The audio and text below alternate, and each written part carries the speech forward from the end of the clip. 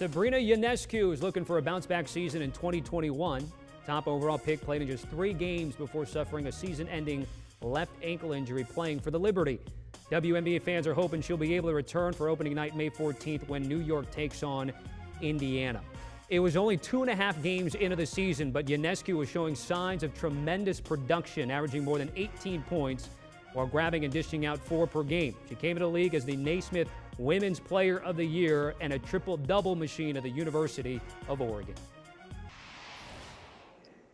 And with the WNBA season just days away, we have Sabrina Ionescu joining us here on CBS Sports HQ. Sabrina, good to talk to you again. Give us an update on your road to recovery.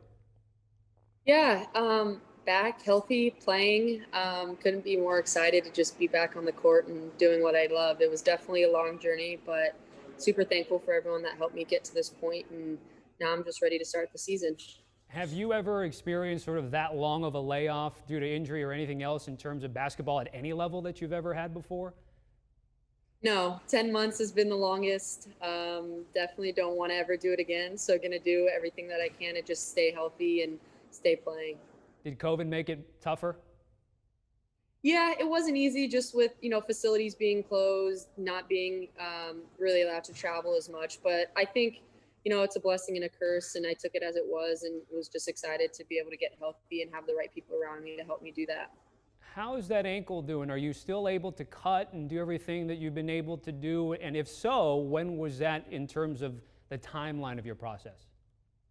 Yeah, I'm 100% now able to do, exactly what I was doing before. I think, more than physically, I think it's almost, more mental now. I think it's trusting that ankle and not thinking about it. But as soon as I start playing and as training camp started, it's just basketball. I don't really think about it too much. I forget about it and just really excited to be able to play again. When you come into the league, I'm sure as a rookie you wanted to really stand up and show out. You got 2.5 games in.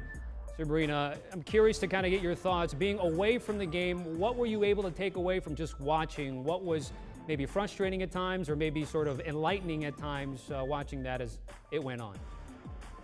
Yeah, I honestly didn't watch too much right after I got hurt because of how hard it was. Obviously watched my team and kept up with what my team was doing and talking to them, but I think it was really hard to watch, the rest of the season go on just because I wasn't able to play and was really looking forward to it. But I think, as time went on, I kind of accepted it and was just able to get better and figure out what I needed to work on in the off season. And instead of feeling bad for myself, I think I just took it as it was and figured out a way to get better, and hopefully I can do that this year. All right, so you guys went 2-20, obviously not what the team had wanted to do, but you come into the season with some hope there, very busy in the offseason. Natasha Howard among some of the new additions. Give me a sense of what you guys have right now from a roster standpoint. Have you guys had any time to get together? And obviously the thoughts you guys have heading into opening night. Yeah, we love the new additions to the team. Everyone's not here yet. Some are still playing overseas, but as soon as we get everyone here, it'll be awesome. But even the players that we have now, everyone brings a unique talent to the team. Everyone brings great experience. And so I'm super excited to learn from those veteran players that are coming from winning and championship teams. But I'm also just excited to see how us as rookies learned a lot from last season, are able to get better from that this year and kind of take that into the collective whole. You mentioned some of your teammates still playing basketball overseas. Is that something you want to still do? Obviously, the injury last season wasn't able to have you participate in that particular, but is that something that you want to do down the road? Yeah, I think I'm going to see how I feel at the end of the season. Hopefully can complete a healthy and great season. And then I think that's something that I'll assess after the season, figure out what's best for me and my basketball career. And if it is, then I'll go play. And then if not, if I need a rest or take care of some nagging injuries, then I can do that as well. We've seen there with the other major sports to have fans back, even though at a limited capacity. You guys, of course, during the first season, your rookie year playing down in Florida at IMG Academy in Bradenton, Barclays full time now. You're excited about the potential and prospects of having some fans in the building.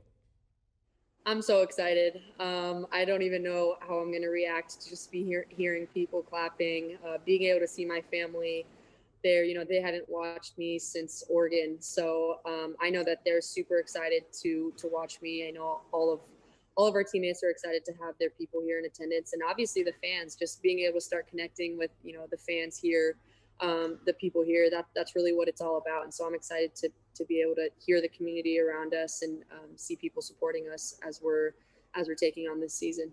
All right, I got one more for you on the court before maybe a couple of fun things to talk to you about in terms of Twitter and your dad and everything. But in terms of this season, again, you guys play in just a few days, Sabrina.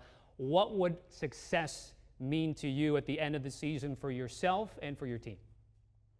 Yeah, I don't think we're looking too much, about the record. I think at the end of the day, it's can we establish our identity as a new organization and a new team, and what can we do to get better every day? And if that's on both sides of the floor, offense and defense. And I think we've established that early in practice and early in training camp is, with our defense, that's going to be the backbone. That's going to be something that we can rely on, whether the ball is going into the basket or not, because, offensively, we have so many weapons that it's going to come. We're going to be able to score. So I think it's been really fun to be part of an organization that has to figure out their identity and do it with a young team. And I was a part of that at Oregon. And so I'm really excited to bring what I've learned and, everyone else to bring what they've learned from their experiences and kind of bring that together and learn from one another. All right, two more before I let you go. You brought up Oregon. You did chance to watch your team during the tournament. I know it was an all Pac-12 final, which probably couldn't be happy for you, but watching the Ducks get to the Sweet 16?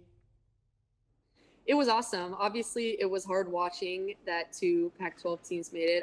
I was very, happy for the Pac-12, but it also stung a bit just because, we weren't able to compete for a national championship in the tournament. But super excited for Oregon and, what they accomplished. It was an unprecedented year playing in a bubble in the tournament and, going through everything that we're going through here as well, testing every day and all that. It's not easy. And so I was proud, to see what they did, competing in the tournament, getting to a Sweet 16 after losing so many players.